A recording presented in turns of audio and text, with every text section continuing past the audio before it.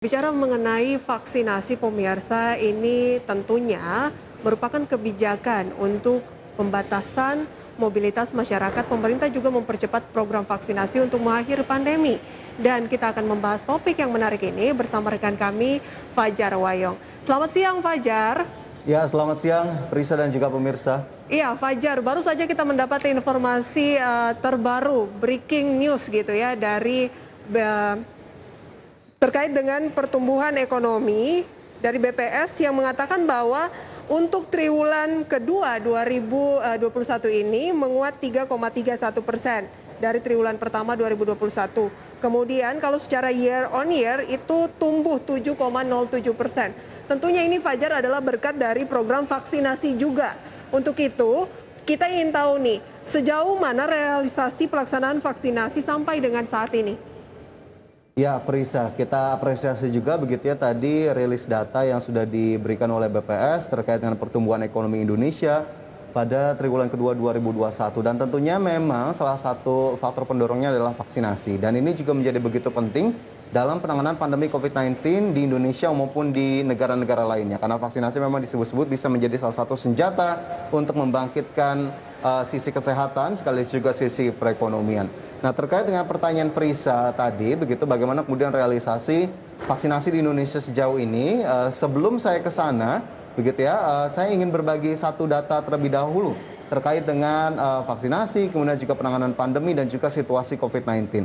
Yang pertama yang ingin saya bagikan adalah skor ketahanan COVID-19 di Indonesia dibandingkan dengan beberapa negara lainnya. Saya sudah himpun datanya, dan ini berdasarkan Bloomberg, pemirsa, kita lihat 5 negara dengan skor ketahanan COVID-19 terendah per 27 Juli 2021.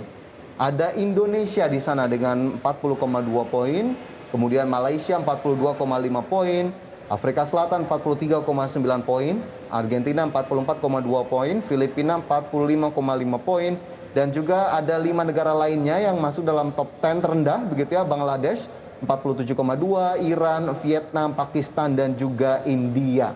Nah, kenapa saya buka dengan satu data ini, skor ketahanan COVID-19, terutama di Indonesia, yang ternyata menurut Bloomberg ini menempati posisi buntut atau paling terakhir dari 10 negara tadi, di mana Indonesia mengantongi 40,2 poin sehingga menempati posisi 53 dunia. Nah, karena memang Bloomberg menilai beberapa faktor yang menjadi penentu dari skor ketahanan COVID adalah angka kematian dari COVID-19, kemudian juga pasokan atau stok vaksin yang memang belum memenuhi kebutuhan, kemudian pembukaan perbatasan yang memang belum sepenuhnya dilakukan.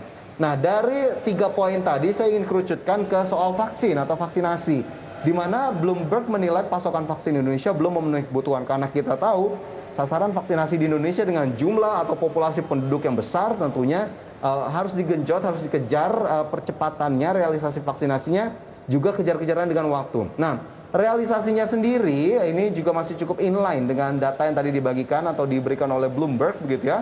Bagaimana vaksinasi Indonesia sampai dengan saat ini ternyata untuk dosis pertama ini sudah diberikan kepada 48.494.768. Data selengkapnya juga dapat Anda lihat di layar televisi, saya sudah siapkan, atau 23,29% dari sasaran vaksinasi. Sementara vaksinasi dosis kedua ini sudah mencapai 21.976.626 atau 10,55% dari target atau sasaran vaksinasi. Lantas seberapa besar target atau sasaran vaksinasi di Indonesia? Ini mencapai 208.265.720. Jadi memang jika tadi Prisa menanyakan bagaimana kemudian realisasinya, ya masih ada di angka 10,55% dengan 2 dosis penuh yang sudah diberikan, mencapai 21,976 juta. Dan akhirnya bisa kita sambungkan dengan skor ketahanan COVID-19 secara global, di mana Indonesia bahkan posisinya masih belum begitu baik, masih berada di posisi 53 dunia dengan posisi 40,2 poin maksud saya. Sehingga memang vaksinasi menjadi salah satu kunci untuk penanganan pandemi dan juga untuk penanganan ekonomi sekaligus juga kesehatan yang memang masih terus dikejar oleh pemerintah, Prisa. Lantas siapa saja yang masuk dalam target atau sasaran vaksinasi ini, Fajar? Ya, ini terkait pertanyaan ini dari 200 juta tadi, siapa saja sebetulnya yang masuk dalam target atau sasaran vaksinasi di Indonesia? Bisa saya sampaikan, ini berdasarkan data dari Kementerian Kesehatan. beberapa kategori untuk penerima vaksinasi. Yang pertama adalah tenaga kesehatan atau nakes. Nah, kita tahu memang tenaga kesehatan menjadi garda terdepan dalam penanganan pandemi COVID-19, menangani pasien-pasien yang tentunya dari ke hari ada saja pertambahannya. Meskipun kita juga sudah sangat bersyukur hari-hari ini sudah mulai menunjukkan penurunan ataupun pengurangan. Kemudian kategori kedua adalah lanjut usia. Mungkin ada bapak atau ibu atau kakek dari Anda, pemirsa yang kemarin juga sudah mendapatkan vaksin begitu ya, karena memang ini masuk dalam salah satu kategori atau sasaran vaksinasi di Indonesia. Kemudian adalah petugas publik. Kita tahu kenapa kemudian petugas publik masuk dalam sasaran vaksinasi ini, karena tingkat interaksinya yang tinggi dengan masyarakat begitu ya. Sehari-hari bertemu banyak orang dan potensi atau risiko terpaparnya juga tinggi, sehingga petugas publik juga masuk dalam salah satu sasaran. Kemudian masyarakat rentan dan masyarakat umum serta remaja dengan usia 12 hingga 17 tahun. Kemudian ada satu lagi yang juga sudah dikeluarkan izinnya oleh Kementerian Kesehatan untuk mendapatkan vaksin COVID-19. Ini adalah ibu hamil, di mana ini juga berdasarkan berbagai pertimbangan, termasuk juga potensi risiko jika wanita atau ibu hamil ini terkena infeksi COVID-19, tentunya risiko gejala-gejala beratnya ternyata cukup tinggi, sehingga akhirnya dengan berbagai pertimbangan tadi, ibu hamil diizinkan untuk menerima vaksin COVID-19, tentunya dengan berbagai pertimbangan dan harus dilihat lagi kondisi kesehatannya, karena memang jika tidak memenuhi persyaratan tentunya ini cenderung bisa memberikan efek yang mungkin saja tidak begitu baik kepada ibu hamil, terutama yang kita tahu kondisinya memang cukup lemah. Jadi jika dilihat siapa saja kategori atau sasarannya tadi, beberapa kategori, dan semoga memang kita akhirnya bisa masuk ke dalam kategori tersebut dan bisa membantu mempercepat herd immunity atau kekebalan kelompok, Prisa. Nah, bisa dijelaskan lebih jauh juga Fajar ya, mungkin menjadi sosialisasi tambahan. Karena masih banyak yang mungkin ragu atau belum terinfo secara menyeluruh mengenai pentingnya vaksinasi COVID-19. Ya, ini bagaimana kemudian pentingnya vaksinasi COVID-19 agar kemudian kita tidak ragu-ragu lagi, Prisa. Setuju sekali. Di mana ada 4 poin utama yang akan saya jabarkan di sini. Yang pertama adalah menciptakan kekebalan kelompok atau herd immunity. Nah, ini memang yang terus-menerus diupayakan untuk dicapai. Bahkan WHO menyebut dengan adanya Delta varian begitu ya, 80% dari populasi penduduk harus mendapatkan vaksinasi demi terciptanya herd immunity. Kemudian yang kedua adalah mencegah potensi komplikasi serius, karena kita tahu ada komorbid di sana bagi para penderita COVID-19 yang mungkin sudah punya penyakit bawaan. Nah, vaksin ini sendiri juga diharapkan untuk bisa menekan risiko-risiko perburukan jika memang sudah ada penyakit bawaan.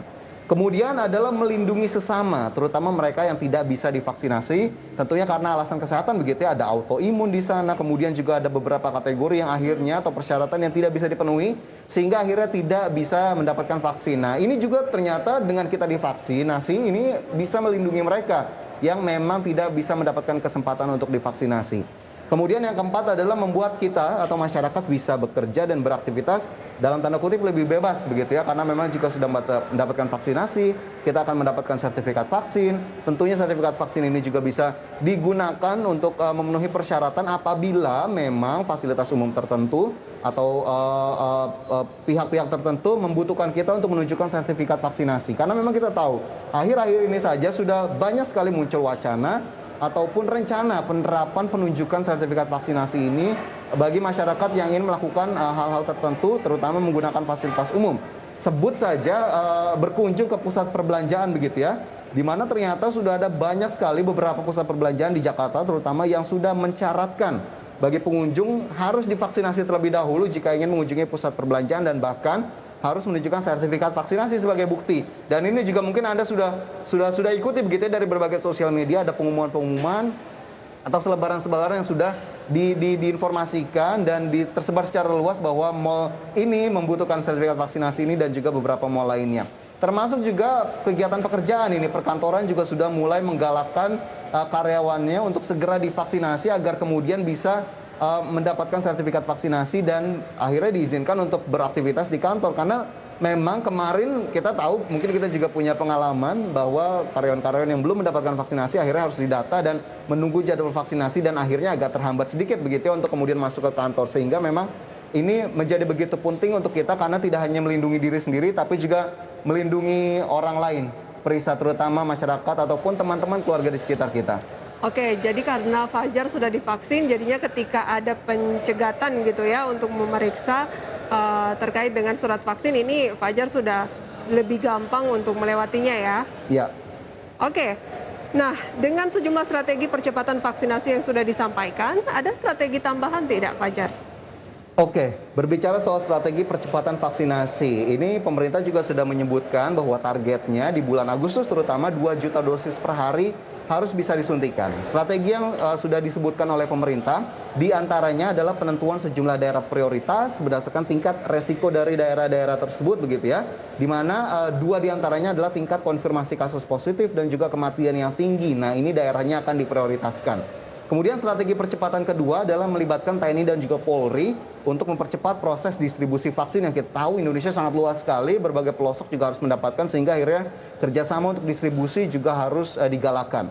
Kemudian yang ketiga adalah memastikan ketersediaan vaksin atau menambah pasokan vaksin. Nah, ini juga menjadi begitu penting begitu ya, bagaimana kemudian percepatan bisa dilakukan sementara stoknya terbatas. Sehingga akhirnya kita tahu dalam beberapa waktu belakangan datang berbagai gelombang vaksin COVID-19 dari berbagai produsen atau pabrikan begitu ya, AstraZeneca, kemudian juga ada Moderna dan juga sejumlah merek vaksin lainnya, dan ini juga untuk menambah pasokan ataupun ketersediaan dari stok vaksin di Indonesia.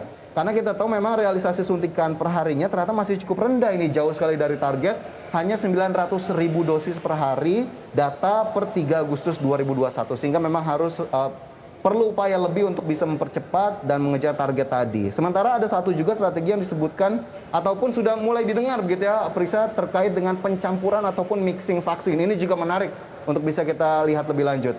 Oke, ada informasi seperti yang baru saja Fajar sampaikan, pencampuran atau mixing vaksin sempat juga memunculkan kekhawatiran gitu ya. Apakah sudah mulai dilakukan atau masih sebatas rencana?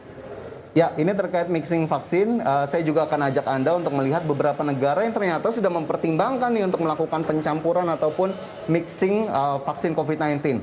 Beberapa di antaranya adalah Jerman, Kanada, Italia, Korea Selatan, dan juga Vietnam. Datanya dapat Anda cermati lebih lanjut.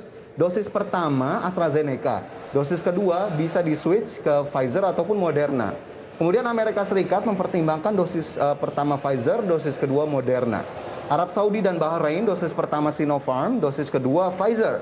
Kemudian Thailand, dosis pertama Sinovac, dan juga dosis kedua AstraZeneca. Kenapa sih kemudian akhirnya mixing vaksin ini bisa menjadi salah satu alternatif?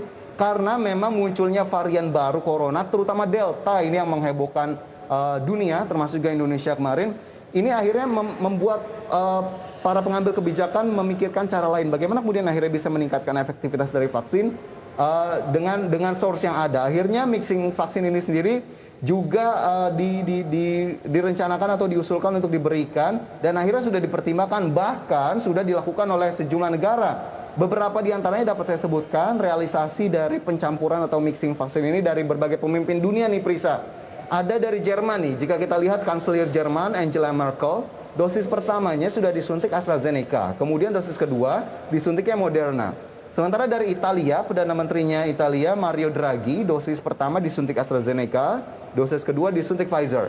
Kemudian Perdana Menteri Kanada Justin Trudeau, yang juga pasti teman-teman atau pemirsa tahu, ini dosis pertama sudah mendapatkan vaksin AstraZeneca, sementara dosis kedua ini vaksinnya adalah Moderna. Nah, apakah kemudian hanya negara-negara tadi yang memang sudah mempertimbangkan untuk mixing vaksin atau pencampuran vaksin? Ternyata Indonesia juga sudah mempertimbangkannya. Melalui Menteri Kesehatan Budi Gunadi Sadikin menyatakan kombinasi vaksin COVID-19 ini sendiri sudah difikirkan. Tapi memang akan dikhususkan atau dispesifikan hanya untuk tenaga kesehatan. Di mana dosis pertama dan kedua untuk tenaga kesehatan sudah diberikan, terutama di awal pandemi menggunakan vaksin Sinovac, dan pencampuran vaksin akan dilakukan di dosis ketiga yang juga berfungsi sebagai booster menggunakan vaksin Moderna. Dan ini memang diharapkan bisa meningkatkan imunitas ataupun respons tubuh terhadap virus COVID-19 sehingga akhirnya tenaga kesehatan bisa lebih terlindungi. Oke. Dan sekali lagi Menteri Kesehatan memang menyebutkan ini hanya untuk tenaga kesehatan, Prisa. Baik, kita tunggu informasi selengkapnya berikutnya dari pemerintah ya dan pihak-pihak terkait. Paling tidak kita dapat menyimpulkan bahwa studi terkait mixing vaksin juga sudah ada di beberapa negara. Dan semoga nih hambatan-hambatan di lapangan, Fajar, terkait dengan NIK yang sudah digunakan oleh orang lain, sementara yang memiliki NIK tersebut juga belum ternyata belum mendapatkan vaksin, tidak ada lagi agar Iya. proses vaksinasi di tanah air Terutama sesuai dengan fotokopi target. KTP ya, seperti kemarin menghebohkan juga itu Betul tidak ada sekali. fotokopi KTP tidak bisa vaksin. Oke, terima kasih banyak Ya. Fajar, selamat bertugas kembali. Terima kasih.